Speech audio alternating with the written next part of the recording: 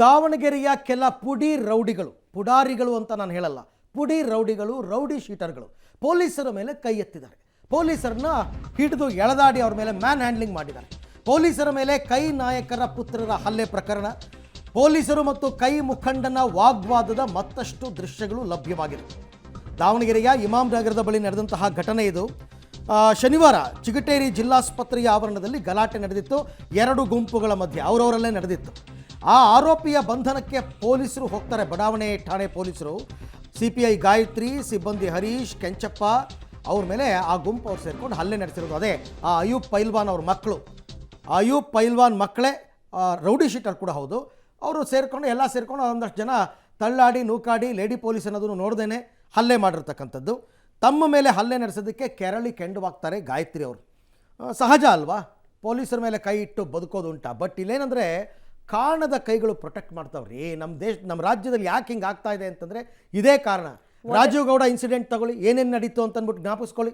ಒದೆ ತಿಂದು ಹೆದರ್ಕೊಳ್ಬೇಕಾಗಿ ಬದುಕಬೇಕಾದಂತಹ ಸ್ಥಿತಿಯಲ್ಲಿ ನಮ್ಮ ಪೊಲೀಸರಿದ್ದಾರೆ. ಪೊಲೀಸರು, ನಮ್ಮ ಅಧಿಕಾರಿಗಳು, IAS ಅಧಿಕಾರಿಗಳು, KS ಅಧಿಕಾರಿಗಳು ಹೆದರ್ಕೊಂಡು ಜೀವನ ಮಾಡಬೇಕಾದ ಪರಿಸ್ಥಿತಿ.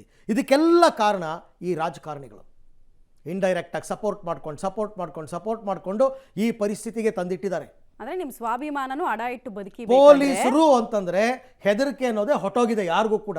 ಯಾಕಂದ್ರೆ ಹಿಂಗೆ ಸ್ವಾಭಿಮಾನ ಅಡ ಇಡಿಸ್ತಾ ಇದಾರಲ್ಲ. ಬೆಂಗಳೂರಿನಲ್ಲಿ ಬನ್ನೇರ್ಘಟ್ಟದ ಹತ್ರ ಮಧ್ಯಾಹ್ನ ಮಧ್ಯಾಹ್ನ ರೋಡ್ನಲ್ಲಿ ಒಂದು ಬೈಕ್ ತಡೆದು 30 ಲಕ್ಷ ನಿನ್ನೆ ದರೋಡೆ ಆಗಿದೆ.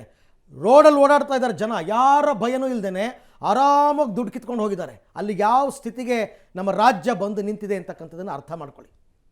ಗೃಹ ಸಚಿವರನ್ನು ಕೇಳಿದ್ರೆ ಇದೊಂದು ಸಣ್ಣ ಘಟನೆ ಗೊತ್ತಿಲ್ಲ ಅಂತಾರೆ. ಫಸ್ಟ್ ಅವ್ರು ಗೊತ್ತಿಲ್ಲ ಅಂತಾರೆ, ಹೌದು ಮಾಹಿತಿ ತರಿಸ್ಕೋತೀನಿ ಅಂತಾರೆ. ಆಮೇಲೆ ಕೇಳಿದ್ರೆ ಒಂದು ಏನೋ ಸಣ್ಣ ಗಲಾಟೆ ಅಂದ್ಬಿಡ್ತಾರೆ, ಮುಗಿದೋಯ್ತು ಅಲ್ಲಿಗೆ. ನೋಡಿ, ಪೊಲೀಸರು ಪ್ರತಿಭಟನೆ ಮಾಡ್ಬೇಕಾಗಿರೋದು ಜನ ಅಲ್ಲ, ಜನ ರೈತರಲ್ಲ. ಅಲ್ಲಿ ಕೂತ್ಕೊಂಡಿದ್ದಾರೆ ಮೇಡಮು CPI ಗಾಯತ್ರಿ. ಸ್ವಲ್ಪ ದಿನ ಆದ್ಮೇಲೆ ಬರ್ದಿಟ್ಕೊಳ್ಳಿ, ಒಂದು 15 ದಿನ ಆದಮೇಲೆ ಇದೇ ಗಾಯತ್ರಿ ಅವ್ರ ಹತ್ರ ಬೇಕಾದರೆ ಹೇಳಿಕೆಯನ್ನು ಕೊಡಿಸ್ತಾರೆ. ಆ ಟೈಮ್ನಲ್ಲಿ ಆಗೋಗಿದ್ದು ನಾವು ಸಾಲ್ವ್ ಮಾಡ್ಕೊಳ್ತೀವಿ ಬಿಡಿ ಅಂತ ಹೇಳ್ಬಿಟ್ಟು ಹೇಳಿಕೆ ಕೊಡಿಸ್ಲಿಲ್ಲ ಅಂದರೆ ಕೇಳಿ ನೀವು. ಏನೋ ನಿರೀಕ್ಷಣಾ ಜಾಮೀನಿಗೆ ಹಾಕೋತಾರೆ ಇವಾಗ. ನಾಪತ್ತೆ ಆಗ್ಬಿಟ್ಟು ನಿರೀಕ್ಷಣಾ ಜಾಮೀನು ಸಿಗೋ ತನಕ ಅವ್ರ ಕೈಗೆ ಸಿಗಲ್ಲ ಅಲ್ಲ. ಈ ವಿಚಾರಕ್ಕೆ ಸಂಬಂಧಪಟ್ಟಂತೆ ಯಾರನ್ನಾರು ಕಾಂಗ್ರೆಸ್ ಲೀಡರ್ಗಳನ್ನ SS ಮಲ್ಲಿಕಾರ್ಜುನ್ ಅವ್ರನ್ನ ಮಾತಾಡ್ಸೋಣ ಅಂತಂದ್ರೆ ಕಾಲೇ ರಿಸೀವ್ ಮಾಡಲ್ಲ. ಯಾವ ಮುಖ ಇಟ್ಕೊಂಡು ಕಾಲೇ ರಿಸೀವ್ ಮಾಡಲ್ಲ.